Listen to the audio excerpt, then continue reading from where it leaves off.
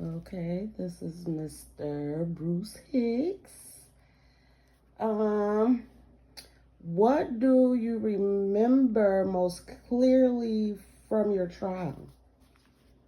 Being railroaded. Can you go into details about it? Yeah.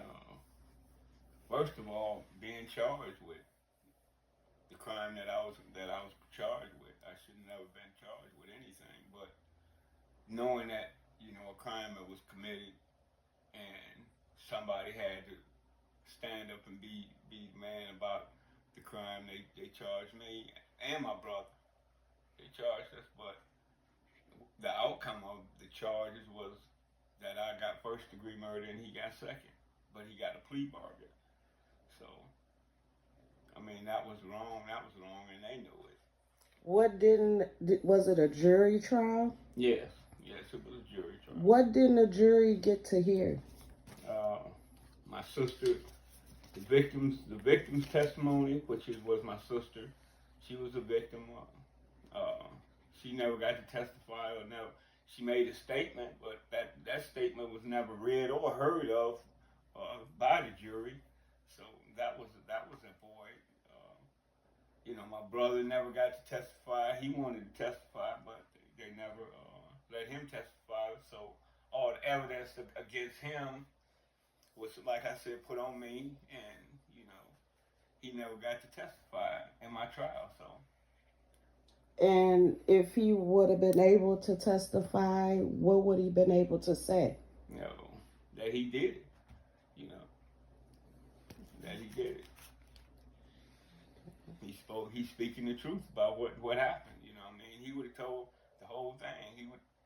I mean, he would have been able to tell people or the jury what happened, but that never happened. So So they never let him at all no, say anything on no, your no, behalf. no, no, Did y'all have the same lawyers? no. He had enough. He had one. I had Benjamin Gibson, who really wasn't. He didn't even come see me when I was in the county jail. He never spoke about a strategy about the trial, about what our defense. He never spoke about that. I never got a chance to speak. I had asked for, my brother Robert's attorney about what was happening, and he told me some bull junk. So, like I said, I got railroaded. Um, can you describe your memory of the event that led to your arrest? Yeah, I can. My brother, I spoke in the first. My brother had got a phone call. We was on Kingsley Court, and we went to different places and ended up at 1405 Rose Line. When we got to Rose Line, the house was dark. It wasn't no light on the street, and my sister lived the second house from the corner on Rose Line. So we went to the door, started knocking. Both of us knocking on the door, calling her name. No cussing words, which what the eyewitness said that we was cussing and all that kind of stuff. No cussing. Robert went to the neighbor's house and you know asked them about whatever. I wasn't there. I was still knocking on the door, calling my sister's name. When Robert returned to the front of the house, um, started knocking, I went to the side of the house, and that's when the shots went off and the door. We ended when I came back around. He kicked the door in and went in the house. When we got in the house was dark. Didn't see nobody in there. I ran around to the bedrooms and all that kind of stuff, calling Vivian and Shanta and Katrina's name, which was my sister and her daughters, my nieces, and didn't get no answer. When we came back to the living room, I cut on a lamp, and that's when I seen both Robert and Johnny. They was standing there, and Robert was asking Johnny where where was my sister at? He gave, excuse me, he gave him some off the wall words, and got up and started walking around, kicking and talking stuff, and asked him where she was again. He said he didn't give a f about where she was, you know.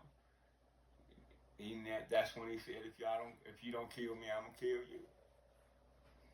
One thing led to another, and that instance, you know, that's when he got shot. When he started grabbing around in the kitchen trying to grab for something, and Robert asked him not to do that. So. And that's when Robert shot him? Yeah. Yeah, that's when the gun went up. Yep. So, did y'all stay till the police got there? It was pow. The police was right on point. Seemed like right after the shot, the police was outside beaming down. That's why I took the pistol from Robert and threw it in the bedroom. I didn't want him to get shot, so that's why I took the pistol. I mean, because the police was out there beaming down on him, and I didn't want my brother to get shot, so another body to be there. So, was your fingerprints on the weapon? No, wasn't no fingerprints ever found on the weapon. Nobody's fingerprints. Were there any factors that may have influenced your decision that provided a statement or testimony, such as pressure from law enforcement? No. They didn't try to pressure you? No, I mean, police gonna be police, but it's the individual, whether the individual fold up or not. That's where that come from. That's where the statements and all that come from. You know, whether or not the individual himself fold up, and that didn't happen. So, I mean, they did some dirty stuff. Now, don't get me wrong. I mean, can you go into little details of what they done? Oh yeah, like when we first went down there, they matter of fact reversed everything on me. You know, they was trying to get me to fold under their pretenses of, they were saying that I did this, I did that. They got a witness to say I did this, I did that. You know, and I'm telling them, you know, show whoever you got, because I know I didn't do it. So that was it. I mean, they knew I didn't do it. They knew I didn't do it. My brother never did not, in my presence, did not ever say he didn't do it. He never said he did not do it. And to this day, he still say he did. He did.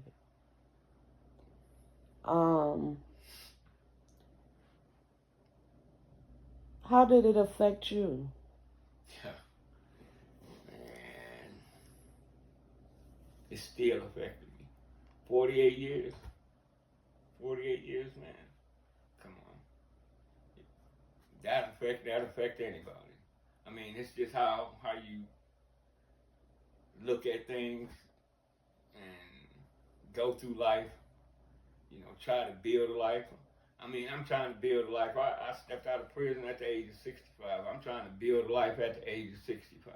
From 65 now to now. You know, that's crazy. You know, when if they wouldn't have messed with me, I probably would have been, they don't know what I would be in. So, you know, in the military, doing things that was positive and get swooped up like that. You know, that's crazy. Because you was at the military at that time. Yes, this crime happened. Yes, you were in leave. The military. Yeah, I was out on leave.